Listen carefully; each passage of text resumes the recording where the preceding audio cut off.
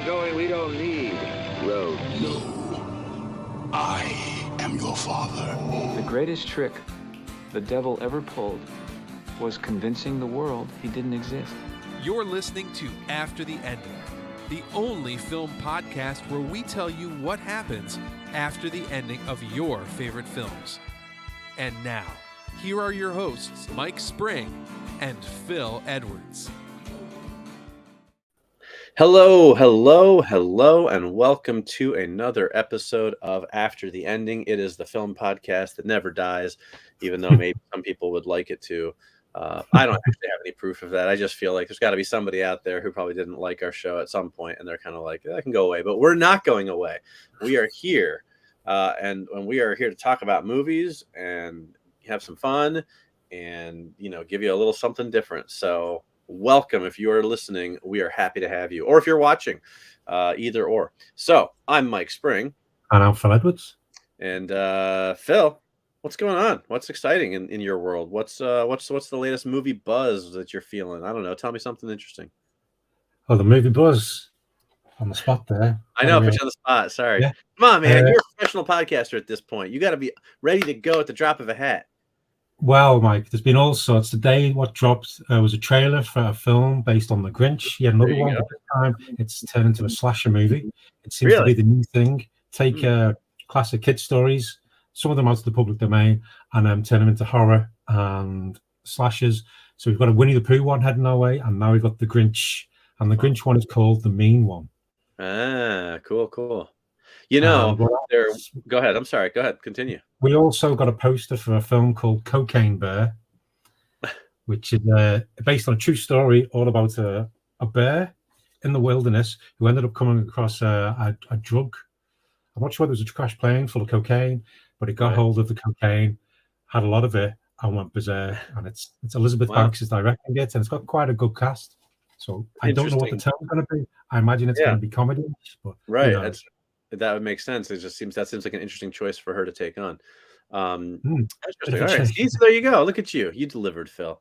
I was going to say that you mentioned those the horror movies based on like kids things. There was one a couple of years ago. I don't know if we've ever talked about it all that much on the show, called the Banana Splits movie, based on the Banana Splits TV show from when I was a kid, which is one of my favorite things in the world. And it was basically they took them and did like kind of like a Chuck E. Cheese kind of animatronics where they're so like it was kind of neat because it doesn't like spoil your memories of the characters because they're like animatronics, like a kid's TV show type of thing that sort of get possessed or whatever, and they start killing people. It was actually really good though. I liked it quite a bit, and there was a bunch of monkeys references in it, which I thought was interesting, like the group The Monkeys, which I'm a big fan of. So that was it was interesting, but I enjoyed that one. So I'm interested. I remember that had pretty good production values. It did. It was definitely a real film. It was Warner Brothers, I think, and it was good stuff. So cool. That seems to be a little trend which is building over the years. So let's see what else they'll do. Yeah, it could be some good ones. All right. Well, Phil, why don't you tell people what we are discussing in tonight's episode? We've got a couple of cool things on tap. Tell people what we got. We certainly have. We're going to be going after the ending of Quentin Tarantino's Reservoir Dogs. Yes. Which is turned as 35 years old, is it? Yes. No, 30 years. It's the 30th because it's not 1992, so it's the 30th anniversary. Okay. Yeah, we're not that old yet. So we're going after the ending of that one. So that's going to be fun. I'm also going to be talking about our top 5 murder mystery films or whodunits. Yes. You want to put it. Yeah. That's what we want to be doing. I feel like it's good to call them murder mystery films in case somebody doesn't know what a whodunit is, but I feel like at this point most people know what a whodunit is. I've got it ready to go in our ticker as a whodunit, top 5 whodunits, because I feel like we all kind of know those types of films, but we'll talk about that a little bit more when we get to it. So yes, I'm excited. That was a tough list for me. I'm not going to lie. That was challenging. Just because so many of them. Yeah, so many, and there's a lot of good ones. So I enjoy putting that together. I'll be very curious to see how our lists match up on that. This is another one of those ones where I feel like there could be a lot of overlap, or there could be very little overlap, depending on sort of your criteria, your tastes. There was definitely some films that were like, well, this would easily go on here if I felt like it was a true whodunit, but I don't, so I'm leaving it off. So it'll be interesting to see how we line up on that. Yeah, because it's going to be interesting. Yeah, for sure. We might all have totally different films. I don't know. That's what I'm saying. It could be. Who knows what's going to happen? Anything can happen after the ending, guys. We are the most unpredictable film podcast on the internet. That is not true at all. We are very predictable, but I feel like there's a little juice and kind of throwing that out there. I feel like I'm juicing things up a little bit. There's always room for who knows what could happen. Right. Like, And kind of who done it. yeah, and now if we want to do like a pull quote, like the movie studios do, they take like somebody who's like slams their film, but they pull out like 3 words that makes it sound good. We could pull out a quote. It would be an actual quote, and we could put after the ending, the most unpredictable podcast on the internet, and it would be like a real quote. So I feel like now it's on the record. Yeah, but it's like it could be we are the best podcast people have ever listened to. Yeah, right. There you go. See, right. Try the fish. Yeah, for example, would be a pull that nobody would get anymore. But just apologize to any viewers. I keep noticing little stutters on my camera, so I'm not sure. I had some problems beforehand, so apologies if that's affecting anything. I'm not seeing it on my end so far. I haven't noticed anyway, so that's good news. So, all right, well, let's get into the film then. We are going after the ending of Quentin Tarantino's debut movie, Reservoir Dogs. Before we get into it, Phil, how do you feel about Reservoir Dogs? Are you a fan or are you not? I don't know, because this is the most unpredictable show on the internet. Yeah, I've never seen it. I've never heard of it. Never heard of Quentin Tarantino. Don't even know what a film is. Right. So your ending is going to be wildly not related to the actual film. Some kind of snowman, and it's Peter Pan killing people. Okay. I like it. I like it. No, I love it. Reservoir Dogs. I remember going to see it with my dad when it first came out. And it lived up to the hype. It was this film which nobody knew Quentin Tarantino at the time, but it showed it was somebody who loved film, had spent a lot of time watching lots of different things, and it was just a great.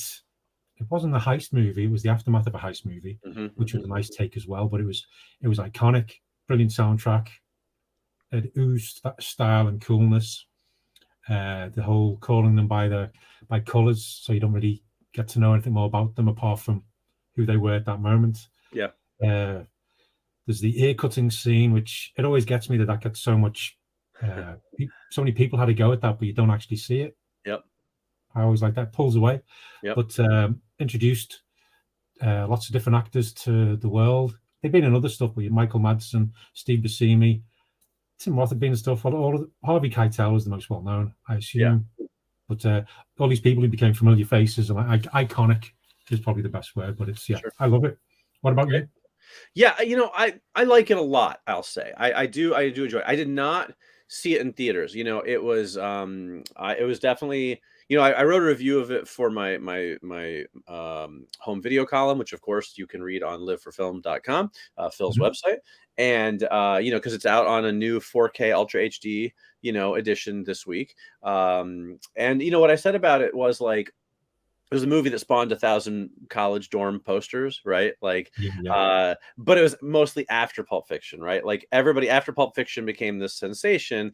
All us young film goer, cinema geeks at the time kind of went back and were like, oh, he's got another film out. I think it's impressive actually you saw it in theaters because I think most people can't say that. Like I definitely saw it on video because I wasn't really familiar with it before that. And it was one of those things where it was like everybody saw Pulp Fiction, but only the cool people also saw Reservoir Dogs, at least that was the perception at the time. But I do like it. I mean, I think it kind of falls in the middle for me in terms of Quentin Tarantino's films, right? It's not one of his best movies for me personally. It's certainly not near the bottom of his films. I find it quite enjoyable. I like it a lot. It's not like one I go back to over and over again, but it does what it does really well. It takes this sort of single location thriller and makes it, and just gets that whole Tarantino thing with the dialogue and the music and the arguing about, silly, inane things that are not really germane to the plot, but help to develop the characters that would become such a signature for him. So yeah, I like it quite a bit. And actually we may have to do a top 5 Quentin Tarantino films at some point because I was about to say where I think it might fall, but I'm not sure until I'm not revealing that until we actually sit down and look at it more carefully. Even though we're the most unpredictable show on the internet, we're gonna. But the soundtrack though, I remember I had that on the CD and I played that over and over. It was such a good soundtrack. Yeah, for sure. Stephen Wright being the DJ all the way through. Really good. Right. Yeah. So, all right. Cool. Okay. Well, there we go. So that's Reservoir Dogs. And that's the end. No, I'm just kidding. We do have our endings to get to. So let me take you guys through Reservoir Dogs then, before we tee up our endings. 1992, Reservoir Dogs, written and directed by Quentin Tarantino. It was his first film, starring Harvey Keitel, Tim Roth, Chris Penn, Steve Buscemi, and Michael Madsen. Now, I try to do this in a way that so people can kind of keep track of it because the names are also similar. So bear with me as I get through this a little bit. I try to keep it pretty simple. So 6 gangsters: Mr. Brown, Mr. White, Mr. Blonde, Mr. Blue, Mr. Orange, and Mr. Pink, excuse me, pull off a diamond heist. Mr. White, played by Harvey Keitel, and Mr. Orange, played by Tim Roth, who has been shot, rendezvous with Mr. Pink, that's Steve Buscemi, at a warehouse owned by their mob boss, Joe Cabot. Mr. Pink thinks the job was a setup and that the police were waiting for them. We learn that Mr. Brown is dead, Mr. Blue and Mr. Blonde are missing, and that Mr. Blonde killed several people during the heist. Everyone starts arguing, but then Mr. Blonde shows up, and that's Michael Madsen, who plays Mr. Blonde, with a cop as a hostage. The mob boss's son, nice guy Eddie, shows up, and he goes with Mr. White and Mr. Pink to get the diamonds. Mr. Blonde, Michael Madsen, tortures the cop for information, including that famous scene cutting off his ear with a razor blade. Before he can kill the cop, though, Mr. Orange shoots and kills him and reveals that he's an undercover cop. When everybody returns, we learn that Mr. Blue has been killed by the cops, and then Eddie and Joe. Eddie is there. Eddie shoots the cop and kills him and suspects Mr. Orange of being a cop, but Mr. White sticks up for Mr. Orange. Then Joe, the mob boss, shows up, and things kind of end up in this tense standoff, a Mexican standoff. Everybody shoots at the same time. Joe and Eddie are hit and killed. Mr. White and Mr. Orange are both injured, getting shot. Mr. Pink tries to flee with the diamonds, but is apprehended by the arriving police, and a dying Mr. Orange confesses to Mr. White that he was a cop, and as the cops rush in, they shoot Mr. White. I don't know how clear that was, but hopefully this is just a refresher for people who have already seen the movie. If you haven't seen the movie, that's not going to really tell you what it's all about. You got to watch the movie to really get it. So hopefully that was just kind of a refresher. Okay. Thank you. So, all right. I believe it's my turn to kick things off. I believe it is. So let's see what you've got. Okay, here we go. 8 months later, Mr. Pink is on trial for the diamond heist. Again, Mr. Pink, Steve Buscemi. I just feel like, just give you guys a visual. Mr. Pink tries to get his lawyer to bribe the judge. It turns out that he had hidden the diamonds from the heist in 2 different places, and he still had several $1 million worth of diamonds hidden away in a place that only he knows. But his lawyer won't go for it, and Mr. Pink fears he's going to go to jail for so long that by the time he gets out, he won't be able to spend any of the money because he'll be too old. Then one night, he finds a note in his cell. It reads, "I can get the judge on your side for half the diamonds. If you agree, wear a pink necktie to the trial tomorrow." Mr. Pink is desperate at this point, so he does as instructed and wears the pink necktie. But nothing happens that day, or the next day, or the day after that. Mr. Pink doesn't know what somebody would have to gain by pretending to help him, since he knows he wouldn't reveal the diamond's whereabouts unless he was free. But suddenly, right before closing arguments, the judge declares a mistrial on a technicality, and Mr. Pink is set free. Out on the streets for the first time in 8 months, Pink isn't even quite sure what to do with himself. Before he can take a minute to think, a car pulls up, and a voice from inside says, "Get in." Mr. Pink opens the door and is shocked to see the previously believed dead Mr. Blue behind the wheel. "I thought you were dead," Mr. Pink exclaims. "Close to it," Mr. Blue replies.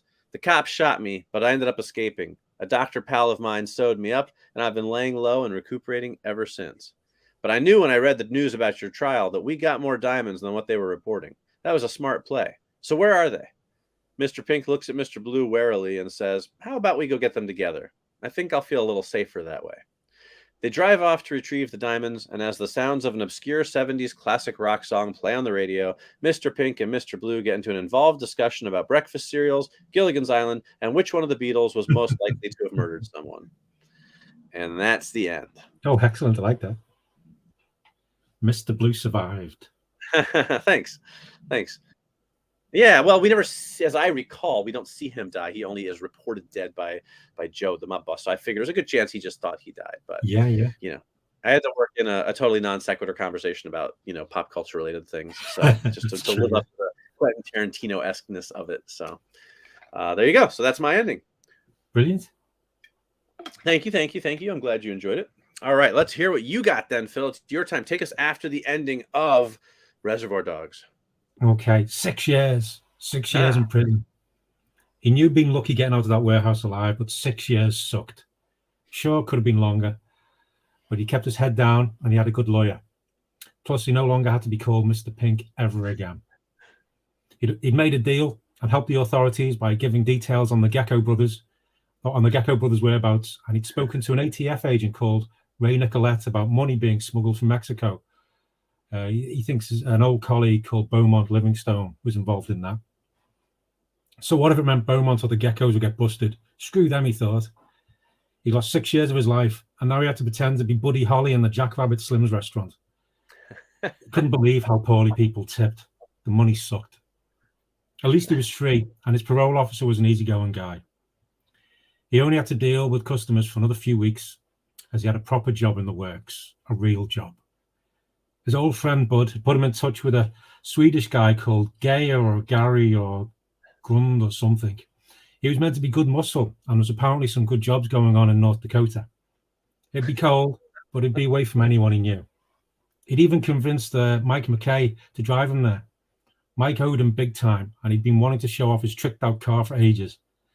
Things were finally going his way, thought Carl Showalter, as he showed the couple to their booth. The man's black suit and tie reminded him of the heist that had put him away. But at least he wasn't dead. And that's my after the ending of Reservoir Dogs. Very nice. All right, so you went through the entire Quentin Tarantino universe there. With a few other ones mixed in. I like it. So okay, so let me see if I now I know I missed one or two, but let me check myself on that. So now I got to remember them all. I know that that we had a reference to the Pulp Fiction with Gecko Brothers was from Dusk Till Dawn. Yeah. Dusk Till Dawn, right? Pulp Fiction, we mentioned Bud, right? That was that Bud being from Buddy Holly in the restaurant. That Buddy Holly right in the restaurant. The Fargo I picked up on in there, right? Yeah, that's where he ends up. So we know what happens to him in the end of Fargo. So obviously he's the waiter at the restaurant in Pulp Fiction with Pumpkin and Honey Buddy coming in, right? Mm-hmm. At the end. That's right. Okay, I didn't. So does the name the Howard Showalter or whatever? Is that something you made up, or does that tie in somehow that I don't recognize? Carl Showalter is the character Steve Buscemi played in Fargo. Okay, that's okay. That one. And then there's somebody in the beginning, early on, which I suspect might be Jackie Brown. Jackie Brown. Yeah, Ray Nicolette was the Michael Keaton character. Okay, and there's somebody else with a longer name. Beaumont Livingstone. That was Ray Nicolette's contact. Okay, and that was also from Jackie Brown. Yeah. Okay, cool. Did I miss anything? No, that was all of them, I think. All right, nicely done. Well played, sir. I enjoyed that quite a bit. And I like the way you tied it to the ending of tied the ending of that to the beginning of Pulp Fiction. There's a nice little like connective tissue because one first film, second film, and then you had your ending and their ending, so they matched up nicely. Very cool. All right, well done. So there you go. Those are our endings after the endings for Reservoir Dogs. A great film, definitely worth seeing if you haven't seen it. I guess most people probably have by now, but definitely worth revisiting. 30th anniversary. There's a new 4K edition. It's got a digital copy, which is great if you're a digital library guy like myself and Phil. I think you are too, Phil, right? Yeah, I've got some. Yeah. Okay. So there you go. All righty.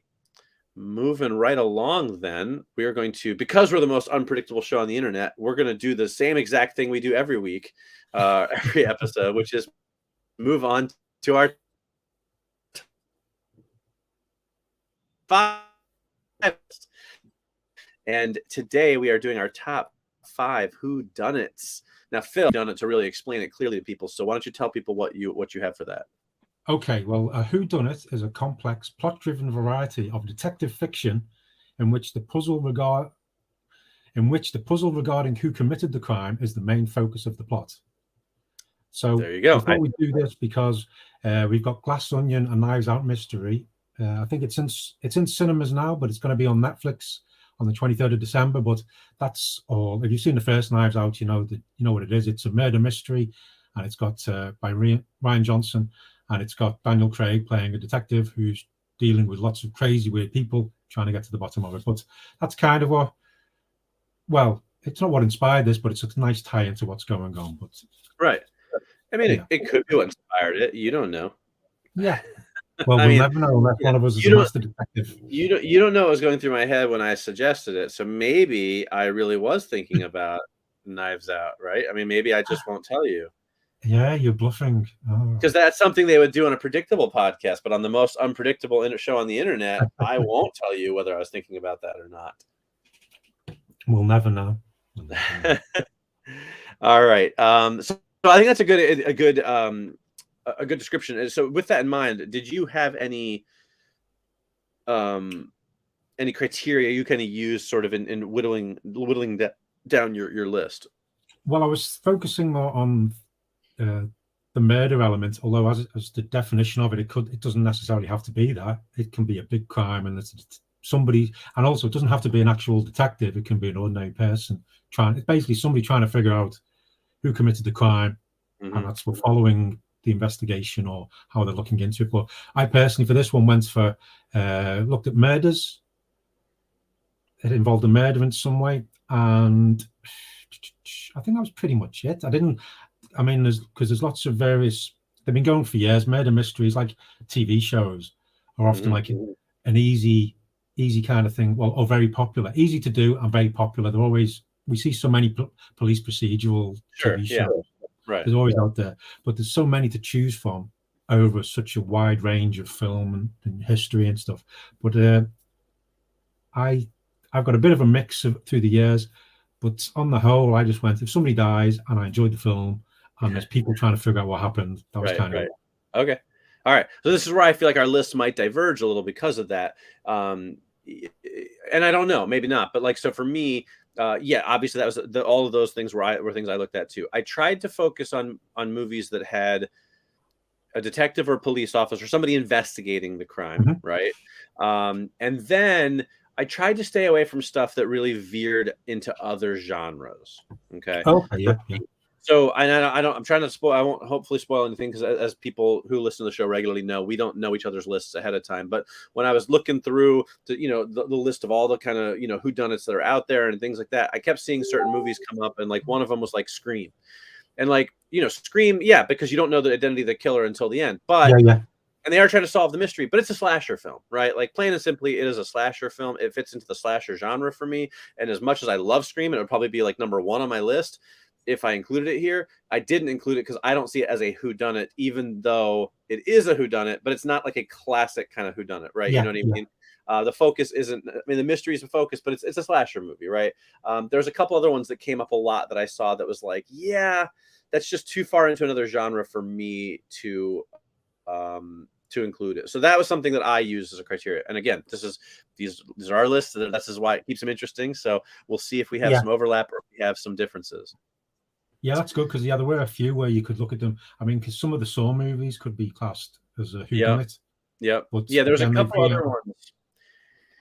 There was a science fiction one that came up a lot that I didn't include because it was too science fiction-y for me. I can't remember what it is now, but there's definitely a few that was just like, I see where they're coming from, but it just doesn't work for me because it's a little too into some other kind of genre. Well, we can always do at the end. We'll do some some of the ones we thought, the honorable mentions and things like that. Yeah, I definitely have some honorable mentions. And this is a list that could probably change if I did it again next week. But okay, I'm gonna. Sorry, well, go ahead. What? I was just going to say there's hundreds of films to choose from, but also going to say for any people watching us live on Facebook and YouTube, you can leave comments about what you think of the films we mentioned, anything you feel would be in your top 5 whodunits, things like that. But you leave the comments, we'll see them. And we'll be able to throw them up on the screen and respond to them if need be.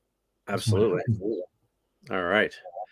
Okay, well, I'm going to kick things off this time, even though usually I would send it over to you to kick things off, but there's a reason for that, and that is because I have a number 6 today, so we're going to start there.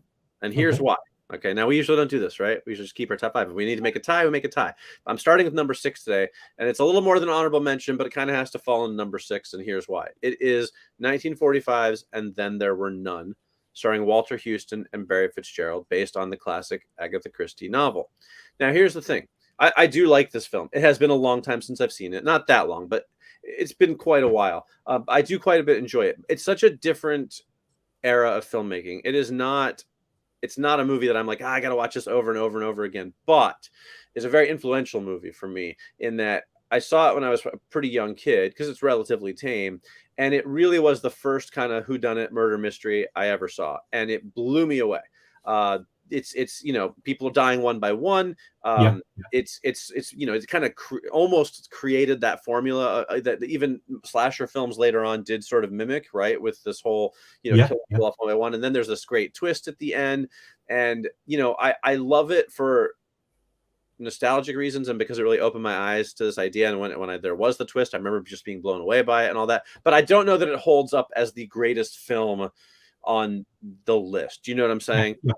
So it's a bit more than an honorable mention, and I wanted to give it a little bit of due, but it's not. I couldn't put it above any of the other 5 films in terms of just sitting down, watching them next to each other, and going, okay, this film's better than that film. Now, some of my choices may cause people to be like, why not? I don't like that movie, but I don't care because it's my list. So that makes sense. It is a classic, and it did inspire so many others, and it's been remade a few times. But there's been lots. Well, Scream owes a lot to it. Yep, for sure. That and things like that, because it's probably been people who haven't actually seen that film or read the book, the Agatha Christie book that's based on, have probably seen that story play out in so many different films and TV shows. Yeah, absolutely. Yeah. So that's my number 6. Okay. We'll get into our top 5. So I'll throw it to you for your number 5, and then we'll continue. How's that sound? Okay. So my number 5 is from 1988, and it's a remake of a 1950 film of the same name, which I haven't seen because then maybe that would have been on it. But this one is DOA. Interesting. Dennis Quaid, Meg Ryan, Charlotte Rampling, yes. And this one is all about a man who I always remember watching it when it's Dennis Quaid staggers into a police station and he goes, I want to report a murder. And they go, well, who's murdered? And he goes, me. And it turns out he's been poisoned. He gets into by the police. He's been poisoned by someone, and it's a poison which it's too late, or it can't. There's no antidote for it, and he's going to die in a day or two. I can't remember the time frame, but it's him trying to uncover the mystery of who's murdered him. Mm-hmm. And I just always like that concept. It's the victim is the detective trying to find out who the killer is, and it goes through. It's a very 80s film, but it's got that. It's a noir kind of thing, but from 1988. And Dennis Quaid and Meg Ryan at the time, they've done In a Space and everything. They've done funny things together, but this one was a proper thriller. And because he knows he's dying and he's going to die, and he just wants to find out, get to the bottom of it. He's got nothing to lose, so he's going all out to find out what happens. And I just remember lots of twists and turns, some action sequences, great supporting cast, kept you guessing. I mean, it's been years since I've seen it, but it always stayed with me, and I can't quite remember who did it again. So I must watch it again. But I remember at the time going, when you do find out, going, oh my God, it was them. That's the reason why. And it's just great film. That's my number 5, DOA. Great choice. I really like DOA actually. I remember being fairly obsessed with it when I was young. I watched it over and over. Yeah, because that concept is just so cool. I actually watched it I'd say within the last year or so, and it holds up pretty well actually. I really enjoyed it quite a bit. I have seen the original that it's based on, and I know that common wisdom is that remakes are never as good as the originals. The original's good. It's definitely a solid film, but it's very 1950. It's good, but I like the remake better. You know what I mean? Yeah. The remake the 1950 version is just a little slower moving. You know what I mean? The performances are a little more wooden. It doesn't have the subtlety.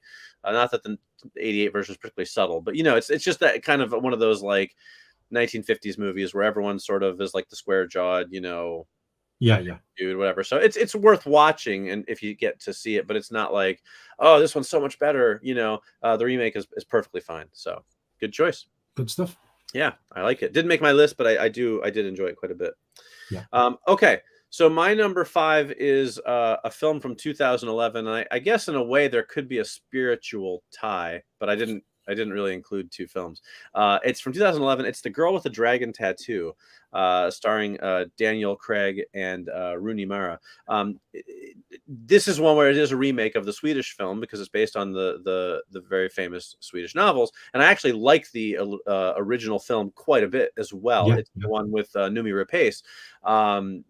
But I think it's funny to me how the Daniel Craig version kind of disappeared a little bit. Like the book was such a phenomenon, and then they made this big budget movie, and David Fincher directing, and you got Daniel Craig and Rooney Mara and a great supporting cast. Michael Nyqvist is in there, and it just sort of fizzled. I think it made like $100 million very quietly, but like nobody was talking about it. It didn't get a sequel. It wasn't, I think everyone expected it to be this big blockbuster, and it wasn't. But I actually really enjoyed it. It's dark for sure. It's got some pretty adult stuff in it. But I think it's a really good movie with a really solid mystery. That's what I like about it, is there is this very kind of complex mystery, and these 2 kind of disparate characters that come together to solve it. But so even though there's some of this sort of sensationalist kind of R-rated stuff in it, the heart of the story is this really intriguing mystery in a world of people that is very different from what most of us live in. And I actually liked it quite a bit. I kept trying to find a reason not to include it on my list because I don't think it's a well-loved film, but it's a David Fincher movie, and I'm never upset about putting a David Fincher movie on my list either, because he's one of my favorite directors. So ultimately I decided to include it, and that's, I think, where it lands is perfect, right at number 5. So that's The Girl with the Dragon Tattoo. Good call. Yeah, it's a very good film, and I mean, I think years later they did another one with a different actress playing what's her name, but it wasn't the sequel that we expected to that. It was a different story involving her, wasn't it? But yeah, that one anyway with the Daniel Craig one. I remember. I'm not sure what it was, but it did seem to just come and go, didn't it? Yeah, it really did. I don't know why. Yeah, weird one, but a good call. Yeah, can understand why it's on the list. Yeah, thank you. Okay, well, my number 4 is a film I've mentioned a few times, but it's from 1934. It's a comedy mystery based on some novels of the same name by Dashiell Hammett, and it's The Thin Man. I had a feeling this would be on your list. Yeah, which stars William Powell and Myrna Loy as Nick and Nora Charles, who basically just spend all the time going to having fancy meals, drinking, having witty banter. But he was a private detective who was very successful. He's retired now, and he's married a wealthy heiress. And they've got a cute little dog, a wire-haired fox terrier called Asta. And the Thin Man is not the nickname of William Powell's character, although I think it'd changed that. But they're tasked to find this missing man, and as they're investigating it, murders happen, and they have to investigate the murder as well. It's all tied in, but it's one of those films from the 1930s. They just have that fast-paced banter, which the Coen brothers did. They honored that very well in the Hudsucker Proxy. If you haven't seen these old films, but the Hudsucker Proxy did that well with that. What's it called? Like the quick fire. Usually a man and a woman just having this cool repartee together, and it's like very funny. The dog's really cute. The dog's rapid fire dialogue. The banter. The back and forth, and it's just like it's really fast, but it's 2 equals who can. You just know they're on the ball when they're doing that. But it's a good little mystery as well.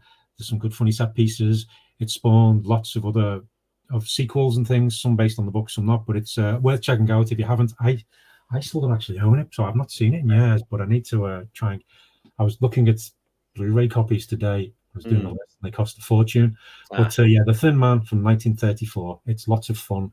It's a good mystery, and it's one of those nice. It's of its time, but it's done really well, and it's funny. And it spawned 5 sequels, so it was very popular. I like The Thin Man. That's a great choice. I did not include it on my list. I know you're a big fan of it. I think you're more fond of it than I am, but I enjoy it quite a bit. It's a fun, good movie, good mystery. Excellent choice. So I'm glad you brought that up. Okay, so my number 4 is a tie. I did get one in here. It is a tie, and it is a tie that is 2 Denzel Washington movies, actually. Okay, yeah. And they are 1999's The Bone Collector and 2003's Out of Time. which is not one of his most famous films. Now, Bone Collector, I almost didn't include because it is kind of also a serial killer movie, type of thing. Yeah. But I decided to let that go because I like the symmetry of having a Denzel Washington double feature here. The Bone Collector. So in the Bone Collector, he's a police detective who's been paralyzed. So he's in bed. Angelina Jolie is like the rookie cop who goes out there and like kind of reports back the clues to him and stuff. And together they solve the crime. And it's a really good mystery, and it's definitely along the vein of like one of those James Patterson movies, like Along Came a Spider or Kiss the Girls or one of those types of things. But it's a very like kind of 90s mystery action-y whodunit, but that's probably why I like it, because I love those kinds of movies. But it's a surprisingly good film. I watched it in the last year or two, and I thought it held up extremely well. Actually, I really enjoyed it because I had forgotten everything about it. I forgot who did it and everything, and I thought the mystery and the way they solve it and the clues and everything, it really works well. So I enjoyed that one. And then Out of Time is a pretty underrated Denzel film, in my opinion, actually. He plays like a small Florida town police chief, and he's having an affair with a married woman. He steals money from the evidence locker to help her, and then she ends up murdered, and then the feds get involved, and they're coming looking for that money, and he's trying to find the killer, get the money back, and avoid the feds. And it's a stressful film to watch, but in the most fun way, because it's continually people looking for him and just about finding him. And it's like every time you turn around, it's like he's just running out of a place, and they see him, but they think he's running into the place as a cop, and then like he like answers the phone before they can, and then hangs up before they can see who it is, and then he like steals the facts, and it's like, nope, it's not here. Like, it's all this stuff of him trying to kind of cover up this crime and solve this murder. And again, both of these are probably a little bit outside of the traditional whodunit genre. They're about as far as I reached, but they're really great films. And I watched Out of Time a few months back, again, having forgotten everything about it, and I was really impressed by just what a taut thriller it is. But again, solid mystery at the core of it, a very much a whodunit, with a kind of big reveal of who the killer is, at the end of the film. Very classic formula. So both of these, Bone Collector was a big hit back in the day, but I bet people haven't seen it in a long time. Out of Time was not a big hit, but they're both really worth revisiting, either if you've seen them or just watching them for the first time if you haven't. Yeah, the Bone Collector, I remember watching a few times when that came out. I really enjoyed that. Yep. And Out of Time, I'd forgotten all about that till you mentioned it, but I have seen it. Yeah, and I remember enjoying it. But I can't remember like about it. Yeah. And I think that's what's great is when you go back and rewatch it and you don't remember the details. So, yeah, I was really impressed with it. Oh, good call. Okay, brilliant. Okay, so we're up to my number 3 is one from 1995. It's also directed by David Fincher. It's not the one you mentioned. It's 7, which just outside the criteria, because it's almost horror, but it's a thriller, and it's about 2 detectives trying to find a serial killer. But they do a lot of detective work in it. Morgan Freeman's detective is an old school detective with a young hotshot Brad Pitt in a city where it's never stopped raining. I'll always think of it as Gotham, that city.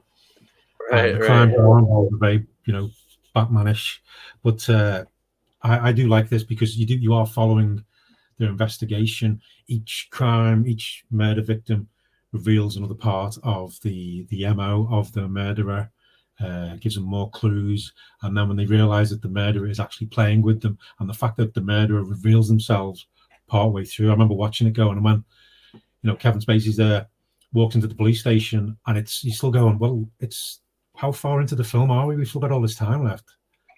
Where's it going to go from here? So it goes from them trying to find the murder to finding the murderer, but then trying to understand what his exact motive is and things like that. But I just like this because I know it's bleak and it's dark and dour and bad things happen and it's shocking in places. But it's sometimes now and again you get films like that where whenever it's on, I can always just watch it from wherever it is and just sit and watch it because it just oozes atmosphere. And David Fincher just does amazing things with the camera work. And you've got those amazing performances by all involved. Yeah, that's my number 3. So 7 came so close to being on my list. Honestly, it would be my number 7 if I'd put it right above and then there were none. Maybe more, maybe higher. I almost did it as a tie with The Girl with the Dragon Tattoo because, like, David Fincher double feature. I don't have 2 ties in a row, and here ultimately why I didn't pick it was a couple of reasons, and I'm nitpicking a little bit here, but I always like to explain my mentality. One is it almost veers into more of a horror film, even though it's not really a horror film, but it kind of is. I think part of it for me was, like, in a way, they don't really solve the crime, right? Like, Kevin Spacey turns himself in, as opposed to them solving the crime, and it was like they didn't figure out who done it. He told them who done it. Do you know what I mean? So it was like, well, it is a who done it, but it was definitely like, I don't know. It just felt a little bit different. But I kept struggling and switching it out with The Girl with the Dragon Tattoo.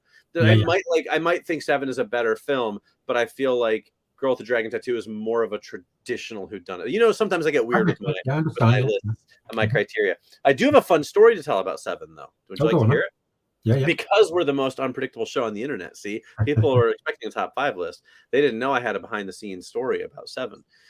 I was talking to a comic book writer at a comic convention recently, and he is friends with Andrew Kevin Walker, I believe is the name, the guy who wrote 7. And he was telling me the story of when the film got made, that, you know, they got the, Sony, I think it was Sony, approved script, the final version of the script, in front of David Fincher. And Fincher said, yeah, that's pretty good. Let me see the first draft of the script. Let me see the script before the studio got involved. So they got Andrew Kevin Walker's script to David Fincher, and he goes, that's the film I'm going to make. Oh, brilliant. Like, basically the studio kind of washed it, watered it down and sanitized it a bit because, that's a pretty extreme movie. And Fincher was kind of like, yeah, maybe. Then he read the original version before they sanitized it, and he was like, yep, that's the film I'm making. And that's the movie apparently that we got. So in case you're wondering, like, how did this film get made? Because sometimes I ask myself that's how Fincher basically was like, that's the one I'm going to do, not this watered down version. I thought that was a pretty cool story. That's really good to hear that. Yeah, for sure. Good stuff. Thanks. Yeah. I wish I could take credit for it, but at least I can pass it along. All right. So my number 3 is a film that I am confident is going to be on your list. In fact, I would bet a lot of money on this. I think you have it higher than I do. And I think that's just because you've been familiar with it a lot longer than I have. It is from 2005, and it is Kiss Kiss Bang Bang. It almost made my list. That was really? I can't believe it. I know you love that film. I thought for sure. I do love it. But yeah, it's all right. It didn't quite make it. It was on for a while. My list has gone through so many. Okay, that's fair. No, that's fair. That's cool. I'm glad it made your list though. I'm glad I didn't actually bet all my money then. I really thought it would be. That's 2 weeks in a row now. I've totally thought I had you nailed, and I didn't. Or 2 episodes in a row. Anyway, okay. So Kiss Kiss Bang Bang. The quick history. It's Robert Downey Jr., Val Kilmer. Robert Downey Jr. Val Kilmer is a detective. Robert Downey Jr. is a kind of a criminal becoming an actor, becoming a detective, and there is a murder mystery involved. And it's a Shane Black movie, written and directed by Shane Black. So again, not as stylized dialogue as Quentin Tarantino, but probably second to Tarantino. Yeah.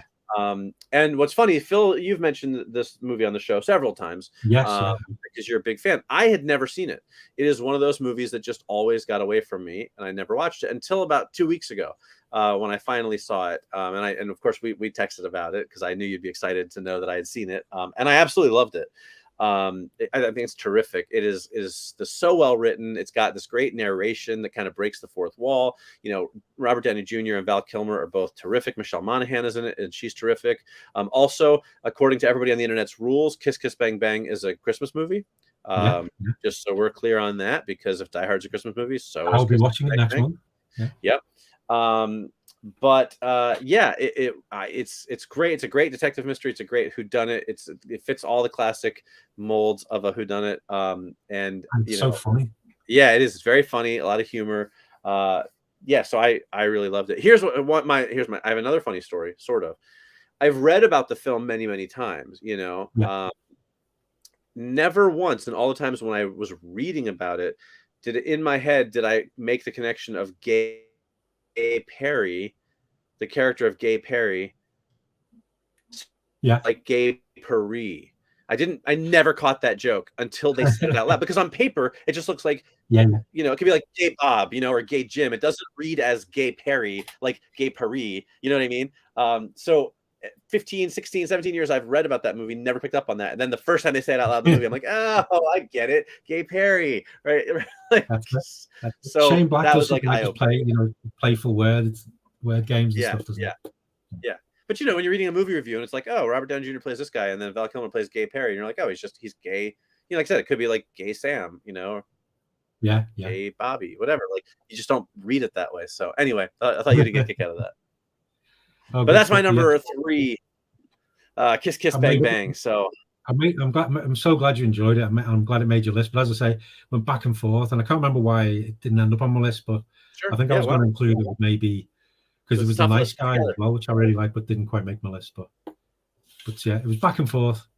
But sure, I hear you. Maybe we could do another one at some point, going top 5 Whodunits at Christmas time. But, there are a couple. There probably are, yeah. Okay, my number 2 though is one from 2000, and it's directed by Christopher Nolan, and it is Memento. Yeah. Okay. Where we have Guy Pearce trying to find the murder of his wife, but he's hampered by the fact he's got short-term memory loss. Short-term, yeah. So every 15 minutes or so, he forgets what's been going on. So he's tattooed various things on his body, all the clues he's picked up on what happened to us, but he remembers what happened up to the event, which his wife died and things like that. And he got the damage to his memory, but he's got all these. I just love the whole setup as well, where he finds these tattoos, and it's explaining to him what's been going on and all that kind of thing. I love the fact it's a person who can't remember things is a detective trying to find out what happened to who the killer is, and then as it goes on, it's all when you do find out who the killer is and what the reason is, you going, oh my god, and then you watch it all over again because you're going, I don't quite get it, but then you do, because I love the fact he can't remember, and the whole thing is done backwards anyway, or partly for. I'm making a mess of explaining this, but anyway, if you see Memento, you know what. No, I know what you mean. Yeah, because if you get it on Blu-ray or the DVD, there's an option where you can have it where it plays all chronologically, and it just doesn't have the same impact. Because there's the black and white bits where he's in the hotel room, it's sort of play forward, but they're intercut with the bits where he's investigating now. Right. It's 2 things coming backwards. Oh my god, that's where he got Tenet from. Anyway, that's Christopher Nolan for you. But I really like it. Great performances by Guy Pearce. That's where you got what? Oh, Tenet. Yeah, the 2 things going forward and meeting in the middle. Yeah. But Joey Pants is in it. Yep, It was good. Stephen Tobolowsky, Carrie-Anne Moss. But it's great. I remember it's one of those ones where you first watch it and you're going, what? Okay, I get it. Oh, I understand now. And it keeps changing and flipping. And you're going, well, they're a good guy. Oh, they're not a good guy. Yeah. The way it's constantly playing with the narrative and the characters. And so you're just like in the same position as he is. It's a great way of showing it, but it's really good. And it's also a really good detective thing where you are with him trying to figure it out as well. And limited because we're only getting the information same as he is. But that's my number 2. Great choice. Love it. You know, I love Memento. It's an amazing film. I'm a big fan of it. I didn't include it to it you know, it is a whodunit, obviously, but it didn't I don't know. It felt like a different kind of movie to me for some reason. You know what I'm saying? Like I went through that as well again. This went back and forth on my list, but then I thought no, because his whole reason is doing this detective work. Yeah, but it is different from the normal. Right. It totally fits. It in my head, you know what I mean? When I think of a whodunit, I have a very specific sort of formula, I guess. You know what I mean? And like I said, I can get kind of weird with this stuff. And that one, for some reason, it didn't fit for me for my criteria. But I did think about it because it is such a great film. So I'm glad you brought it up. Yeah, good stuff. Glad you included it. All right. My number 2 then is the most recent film on this list, and it is from 2019, and it was sort of part of the reason we're doing this list, maybe. It is Knives Out. And I know I was a little afraid of like people are going to be like, oh, recency bias, like it's just because it's a new one and you've seen it recently. But you know what? I've watched it a few times now because I really enjoy it. and it holds up every time. I really enjoy that film. It's got a great cast. It's well written. The mystery is fantastic with twists and turns left and right. Ana de Armas is in it, which is always a bonus. Chris Evans is in it. He's terrific. Like, it's well written. Like, the dialogue is snappy. Ryan Johnson, who can be very hit or miss for me as a director, just nailed it. Just knocked it out of the park. And Daniel Craig, who I guess is on my list twice. Yeah. He's just so, you think of him as this British James Bond, and he comes in and plays this Benoit Blanc character, and he's got that accent, that sort of like deep fried Southern American accent. And you're just like, what's that?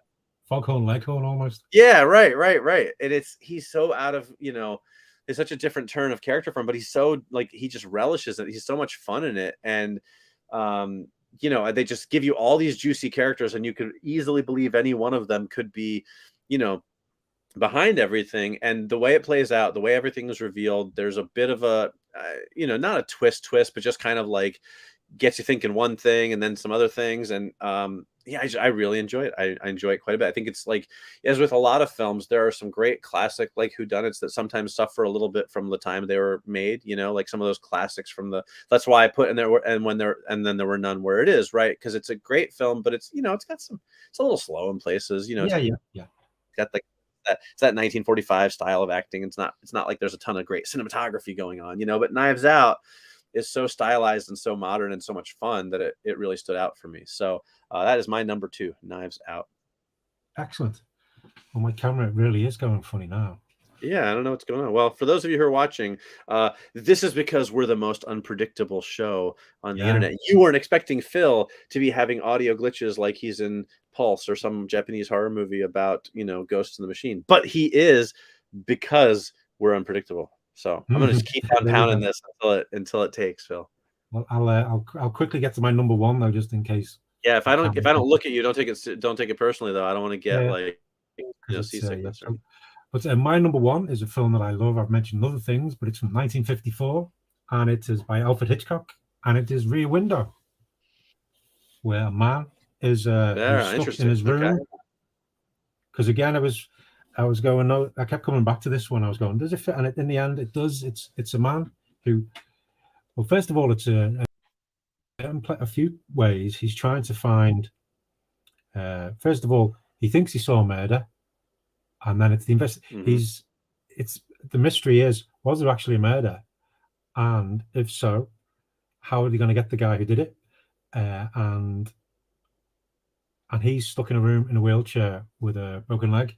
I just think it's a brilliant film in so many different ways. Brilliant performances by James Stewart and Grace Kelly. It's Alfred Hitchcock.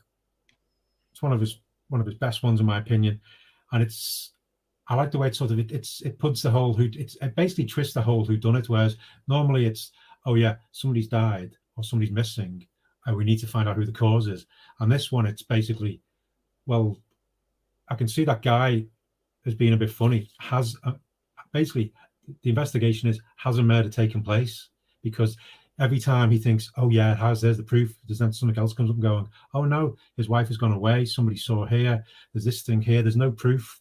And it's just the way it builds. And first of all, even as a watcher, you're watching James Stewart, you're going, well, he's just a peeping Tom who's just paranoid, like some of his friends and colleagues are thinking that. But then some of them get pulled into it as well, because it starts making sense, and it changes, and then the dog disappears, and then the stuff in the garden's being dug out, and it's just it's a typical whodunit, but it's done in a different way, and it comes at it from the backwards side of things, going, well, I think he's done something, but we need to find out if he actually has or not. And it's that's why it's my number 1 for many different reasons, but because it's just a bloody brilliant film. It is a brilliant film. It's one of my favorites. I love it. It did not make my list, actually, and you can probably guess why, because it didn't fit my criteria for a whodunit. In that, the main reason why is because we know who did it early on, right? The question isn't who done it; it's more how done it. You know what I mean, or how prove it. And so, again, because there were so many of these films that I liked, I kind of got nitpicky because I was like, well, this will help me narrow it down, right?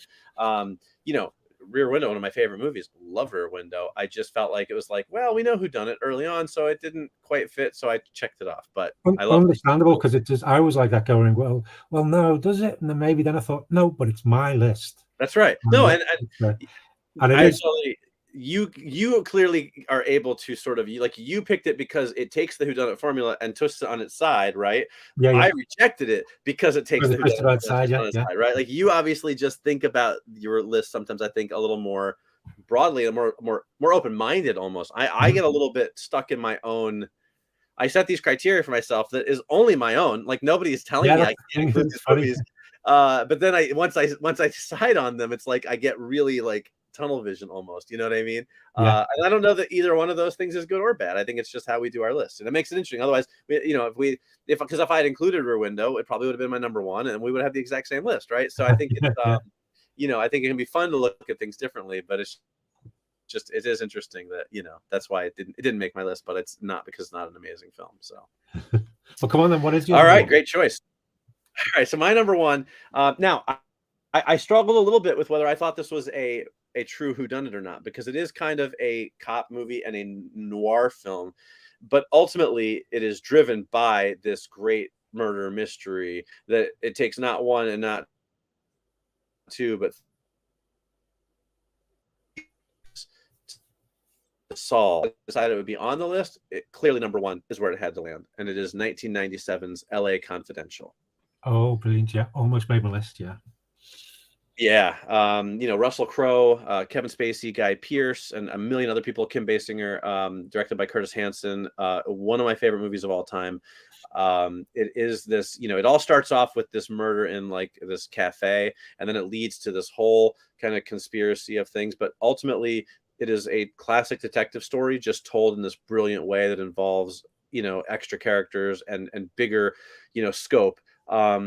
And some romance and things like that, but at the heart of it is trying to figure out who killed these people and why, and that drives the story. Again, it's not the most classic whodunit on my list, but once I decided that it could fit into my weird little criteria, it had to be number one because it's just amazing. And it's one of those films where I watch it every few years, and for whatever reason, every time I watch it, I realize I've forgotten 90% of what happens in it. It's one of those films that, with it, yeah. Right, we've talked about it, I think, before, where I love it. It's one of my favorites, and I retain very little of it. And part of me thinks it's like something my brain does on purpose, so that every time I watch it, I can enjoy it as if it's the first time I'm watching it. You know what I mean? Yeah. But it's brilliant. It was never a big box office hit. Did get some awards consideration, but as always, I know a lot of people have seen it by now. But if you haven't seen L.A. Confidential, do yourself a favor. It's amazing, and you will love it. Yeah, so that's my number one. Yeah, looks gorgeous. But yeah, great pick. It's almost made my list. It's probably because I haven't seen it in a few years. Right. It didn't quite make it, but some excellent picks there. Yeah, so we didn't have any overlap this time. I always enjoy that. Much as I like when we also agree on the same film at the same time, but it's nice to also get a wide range of movies for people to discover or rediscover. Definitely. So honorable mentions. You said you had a couple. What did you have?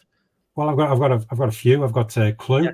Yeah. Didn't quite make it because it's more like a comedy, but The Maltese Falcon and the Big Sleep. Angel Heart, but I thought that was more supernatural kind of thing as well.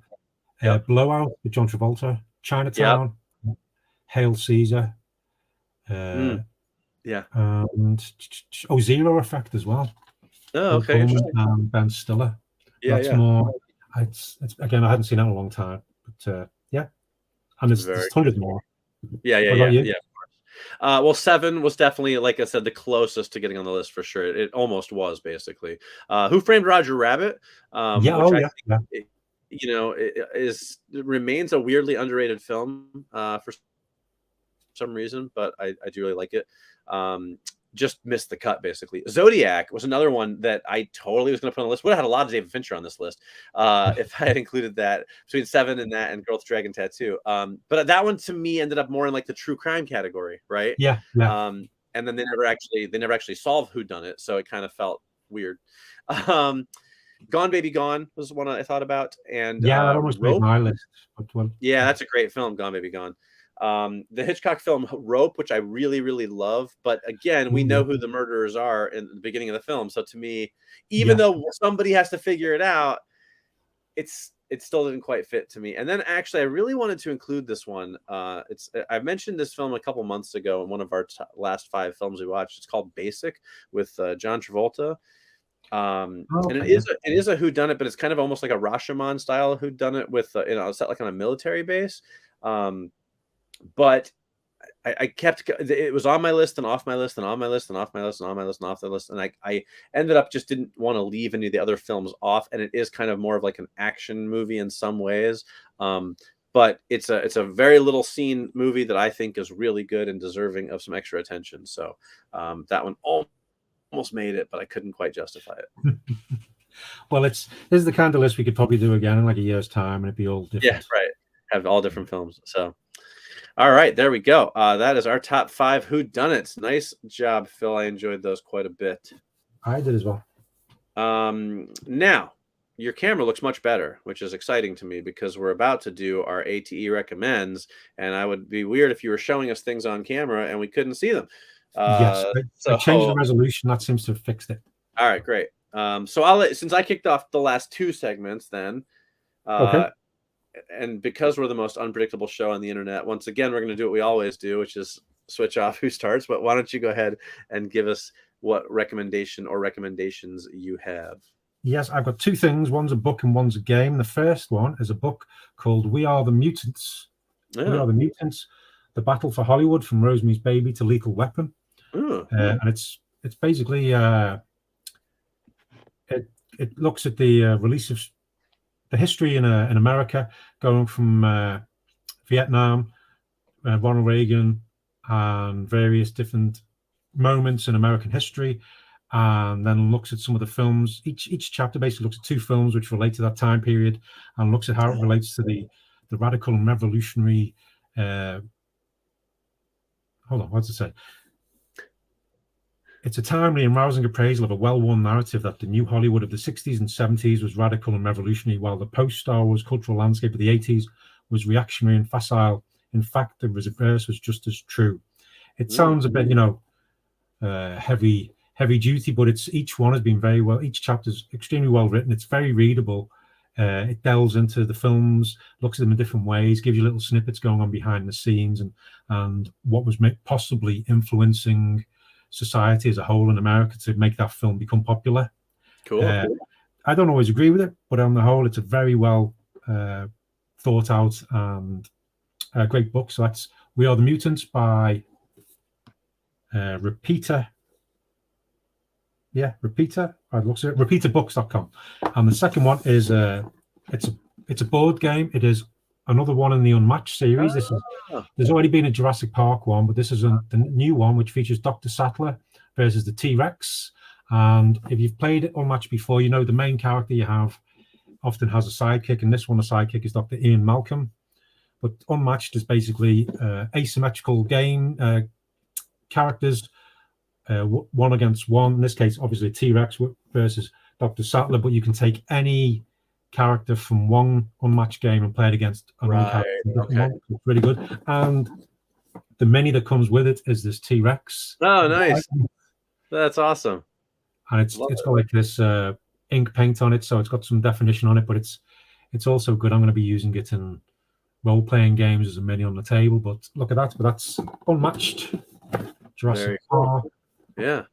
There's the back. I have yet to play an Unmatched game, but I've heard of them, and I've heard about how you can switch the characters from one to the other, and I really like that. Oh, it's really good. There's so many good. This one's by Restoration Games and Mondo, but I've got a set which includes four characters, and it's got Sinbad, King Arthur, Alice, Malice in Wonderland, and the Medusa.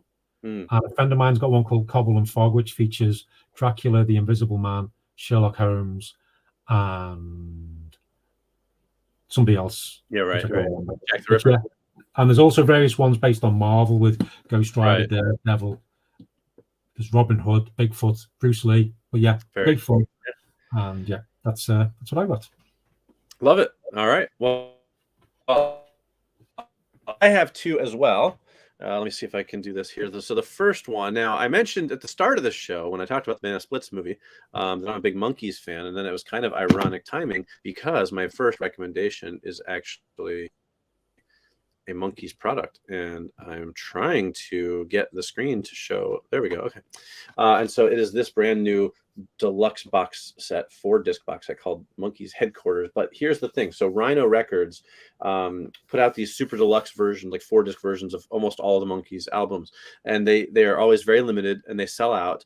And then they sell on eBay for usually upwards of like $400, $500, $600 because they're really rare.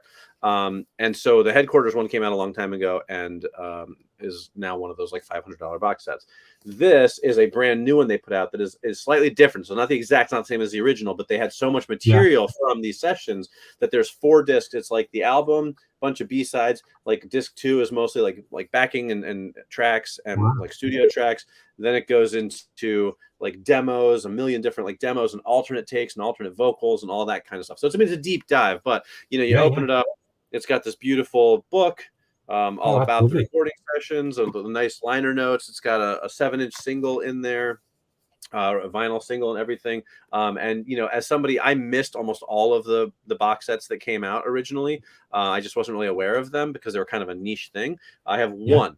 And that's it. And so now I have 2, and I'm very excited about it because I love the Monkeys, and I just really dig these box sets and all the, little extra things. They're not things you listen to all the time, but it's kind of a neat deep dive into a great album. I like to read the book and everything, so I'm glad they did that. Even though this is not exact same as the original, but I don't really care because it looks nice and substantial as well. Yeah, it's really got a nice soft feel to it. Like it's a high quality set, so I really dig that. My other recommendation, if you can still find them in stores, I think they're at Target stores. I believe it's a Target exclusive. I'm not sure about in the UK where it might be available, but it's an action figure, which you guys know I don't do a lot of, but it is the Usagi Yojimbo action figure from the Ninja Turtles line from NECA.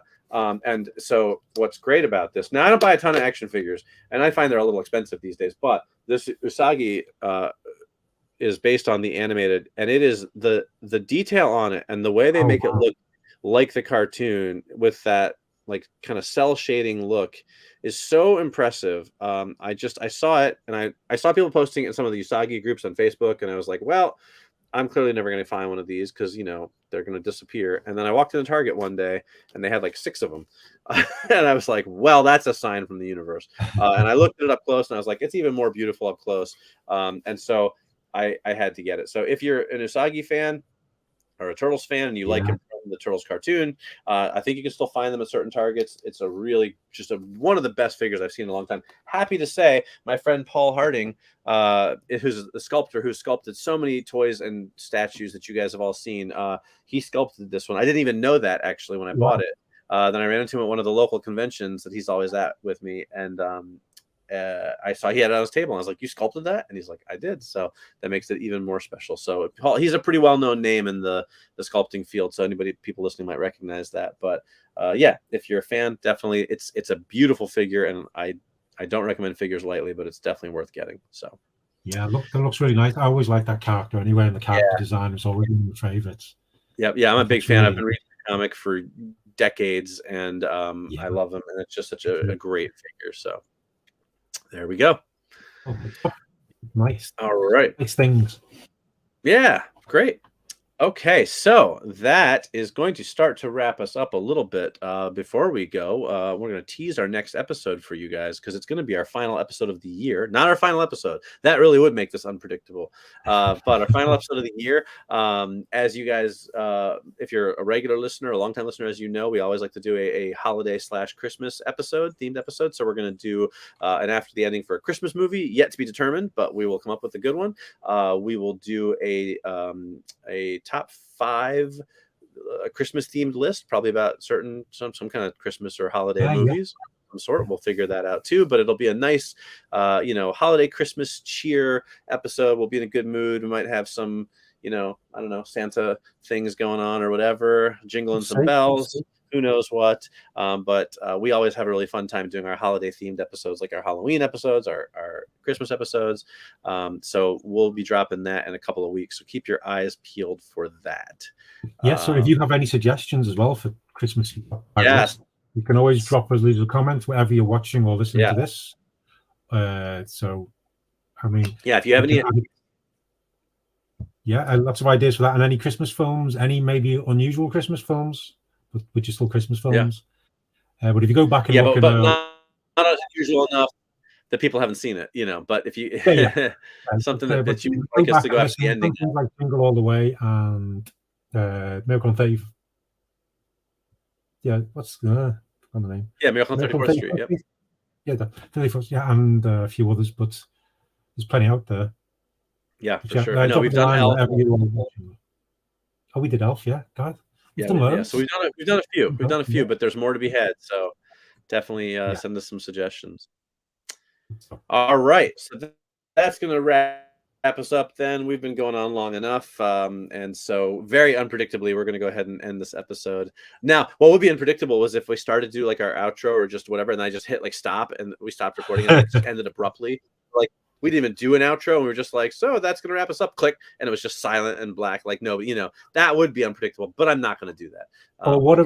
This could be unpredictable though. This could be a first. So thanks everybody for watching. We really appreciate it. Thanks for listening. As always, I'm Phil Edwards. And I'm Mike Spring.